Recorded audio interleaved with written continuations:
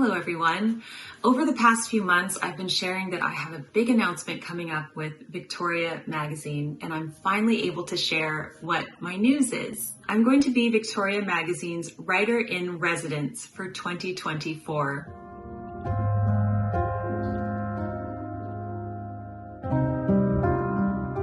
This is a tremendous honor for me, and maybe even more so than some of you realize, because I've been reading Victoria Magazine since I was a girl. It was hugely influential in my life, and it still is today. So what does writer-in-residence mean? It means that I'm going to be writing the opening essay for every issue of Victoria Magazine for 2024.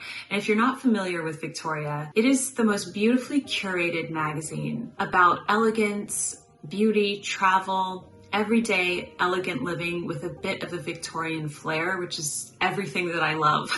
So while many teenagers were reading teeny bopper magazines, I was pouring through the pages of Victoria, and I would read the magazines over and over again, keep them in my room. The English philosopher Charlotte Mason says that your atmosphere sets your affections. And I truly believe that immersing myself in the atmosphere of Victoria Magazine when I was young really set my affections for the beautiful, the elegant, the lofty, the aspirational, because those affections continue in me today. In 2021, Victoria featured me as one of their Entrepreneurs of the Year for their Business of Bliss issue, and that itself was a tremendous honor. So to be writer-in-residence for 2024 really feels like I've come full circle. Who knew that a starry-eyed young girl reading Victoria in the 90s would one day become their writer-in-residence? It's just really amazing. I'm in really good company in this list. Past writers-in-residence for Victoria have included Frances Mays, author of Under the Tuscan Sun, Carol Rizzoli, Joanna Trollope. The writers-in-residence for 2023 are my friends Sally and Sarah Clarkson. So I'm in tremendous company. I couldn't be more excited. I hope that you will subscribe to Victoria Magazine. I will leave the link down below in the description box and also in the pinned comment of this video. And I would love for you to support my endeavor at Victoria as writer-in-residence. And I just want to thank you in advance for your wonderful support. Okay, I hope you're enjoying the videos on the Daily Connoisseur. I have a really good Christmas video for you today. My wonderful editor, Evan Gallagher, has been helping us film these videos. So behind the scenes, our team, along with my wonderful understanding family, Ben and the kids, have been creating these wonderful videos for you. Thank you so much, everyone. I hope you enjoyed the video, and I'll see you in the comments.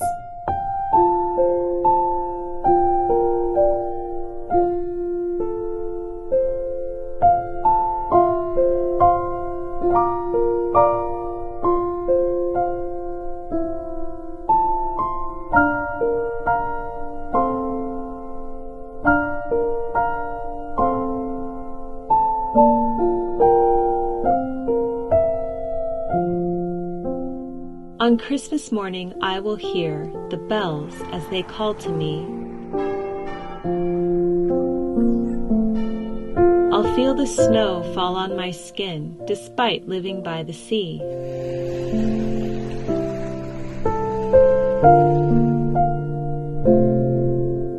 I'll know the sound of reindeer hooves and smell the cinnamon rolls. Our apple cider candle lit next to the mandarin bowls.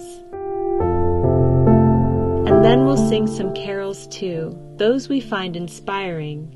Hark, the herald angels sing, and joy of man's desiring.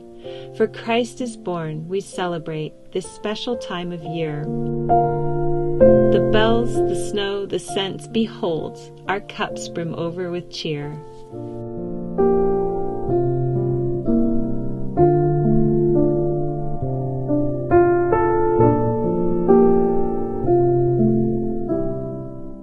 I hope you enjoyed my poem.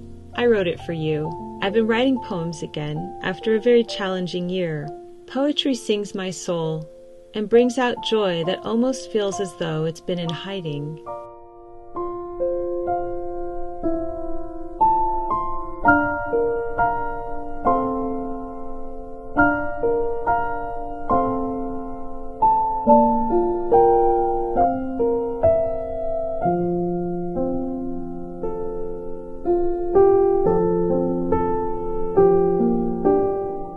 Before I do some Christmas flower arranging, I need to feed the birds. This time of year gets really busy, and I certainly don't want to forget about my nature friends.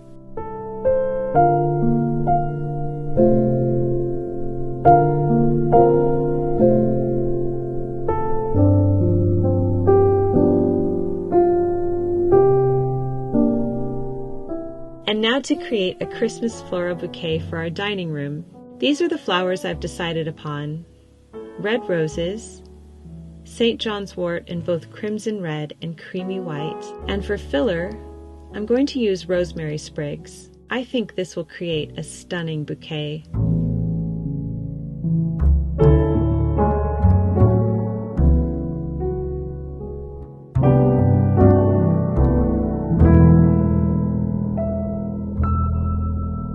The most creative part about flower arranging, for me, is deciding which flowers will go best together.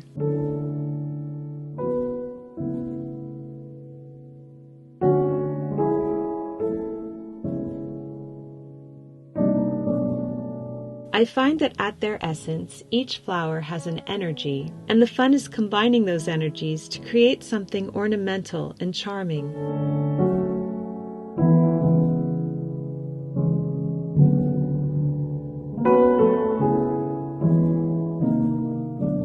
I know this combination will create a stunning Christmas bouquet. It's a lovely idea, weather permitting, to breathe in the fresh air and regard the bees, the hummingbirds, and whatever butterflies are left for the season.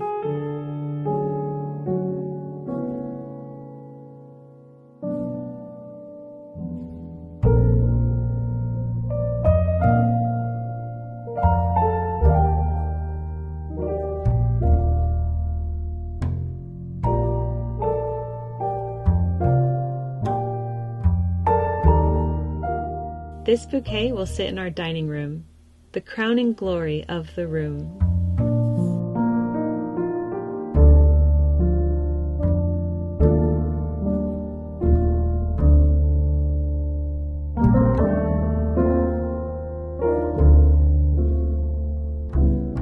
Let's cook a delightfully rich dinner now, a dish that's perfect for the holiday season.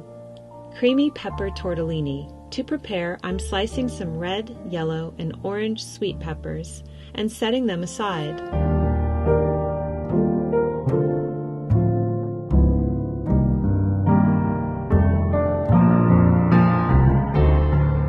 I also chop some chives, garlic, and basil.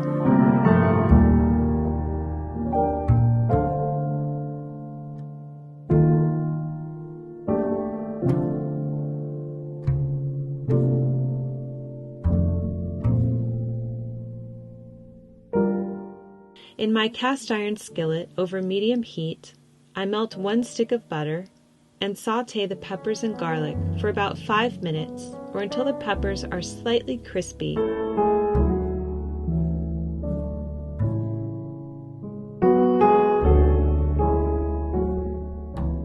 Meanwhile, I'm preparing the cheese tortellini according to the package directions, boiling it for about 5 minutes.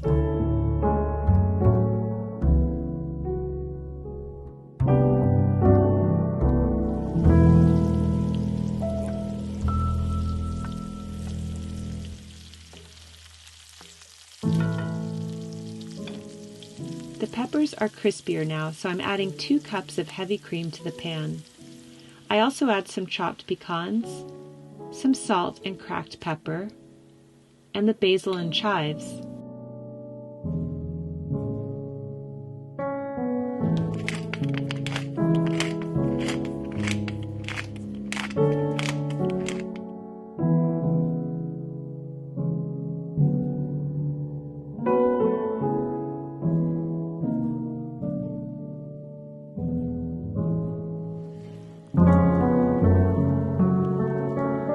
I cook this for a few more minutes until the sauce thickens a bit.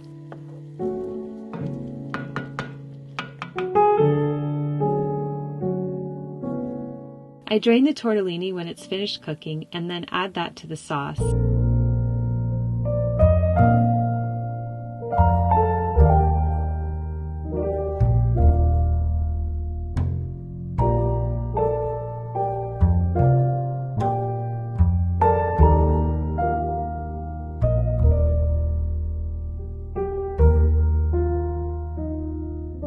This is absolutely delicious, served with more cracked pepper and chives.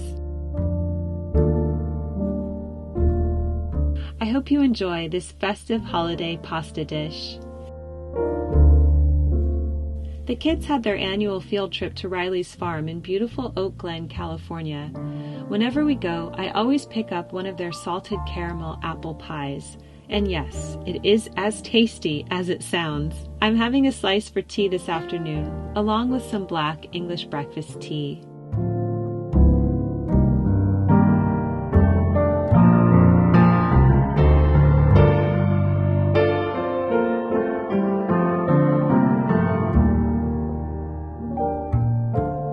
I hope you enjoyed today's video. I'm so excited to share my news with you that I'm going to be Victoria Magazine's writer-in-residence for 2024. I'm going to leave a link to subscribe to Victoria Magazine in the description box below and the pinned comment. I can't wait to share my essays with you as we immerse ourselves in all the beautiful things of Victoria.